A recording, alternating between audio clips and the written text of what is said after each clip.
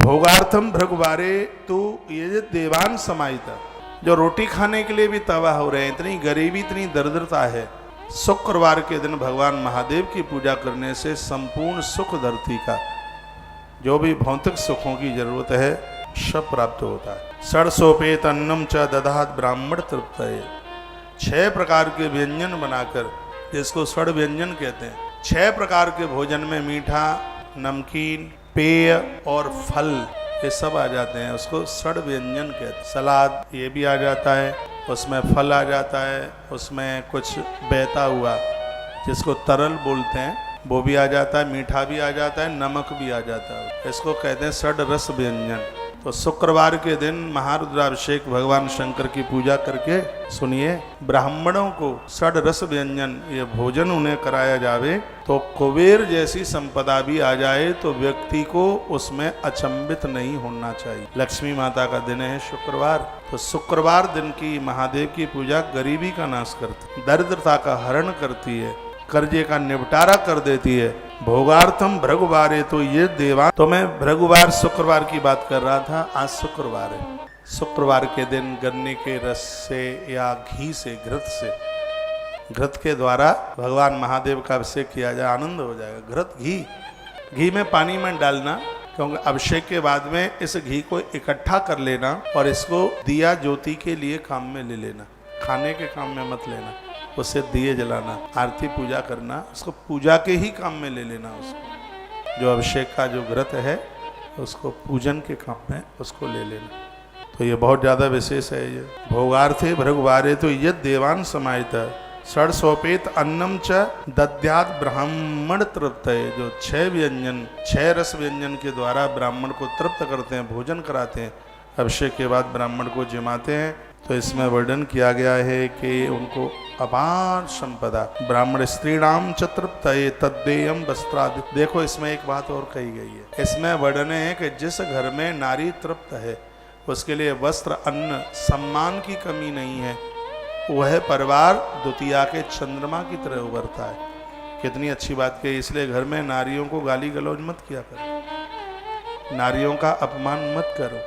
शूद्र शौनक ऋषियों को कहते हैं कि जिस घर में नारी का आदर होता है, नारी का मान होता है, उसके पास वस्त्र, अन्न और सम्मान, आदर की कोई कमी नहीं रहती, उस घर में लक्ष्मी कभी जगह छोड़ के नहीं जाती। लक्ष्मी माता बहुत खुश रहती है, प्रसन्न रहती है, उस घर में कभी गरीबी नहीं आती, दरिद्रता नहीं आती। शिव महापुराण अनादिकाल का ग्रंथ है और बड़ा प्रमाणित ग्रंथ है। वर्तमान समय में इकलौता ऐसा शिव महापुराण है जिसमें वर्तमान में श्लोक 24,000 से ज्यादा है, नहीं तो और पुराणों में कम पड़ गए।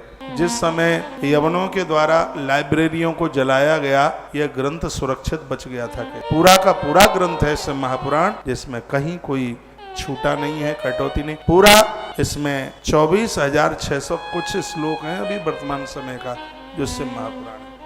पूरे सदाचार का इसमें वर्णन है और एक एक बात बड़ी प्रमाणित के द्वारा कही गई। जो आज 7 दिनों में अभिषेक, शंकर की पूजा कितनी प्रभावशाली है वो आज आपने सुना।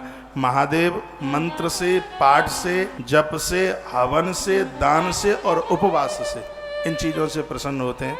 आज आपने सुना है तत्तन मंत्र जपो होमो दानम चैव तपस्ततः। भगवान शिव को प्रसन्न करने के लिए उपवास है, दान है, जप है, पाठ है और यज्ञ है। इन सब चीजों से वो खुश हो जाते हैं, प्रसन्न हो जाते हैं। और शिव जिसके ऊपर प्रसन्न हो जाए, हर देवता उसके ऊपर प्रसन्न हो जाता है।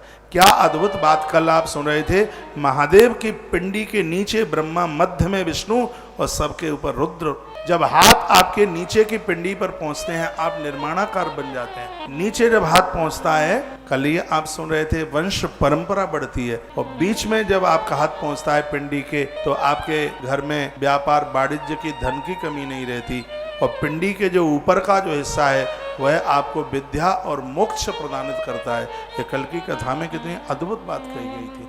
ब्रह्मा, विष्णु, महादेव और शक्ति, जलेरी में शक्ति, नीचे के मूल आधार में ब्रह्मा, मध्य में विष्णु और ऊपर भगवान महेश्वर वास करते हैं। तो ऐसे महादेव का पूजन करने से संपूर्ण देवताओं की पूजा हो जाती है। जब महादेव के ऊपर जल छोड़ा जाता है वो साक्षात गणेश का रूप धारण कर, गणपति का रूप धारण कर, गणेश का रूप। और जब भगवान महादेव के ऊपर आप कोई भी ये आप वेलपत्र चढ़ाते हैं, दूर्वा चढ़ाते हैं, वो उस समय अश्वनी कुमार का रूप धारण कर लेते हैं। जब आप घृत चढ़ाते हैं तो साक्षात वो वरुण का रूप धारण कर लेते हैं। ये जो एक अद्भुत बात शिव महापुराण में, जो एक इतनी बारीकी से भगवान शिव की पूजा, लिंग पुराण और शिव महापुराण महादेव की पूजा में, उनकी आराधना में एक बड़े सार्थक ग्रंथ है।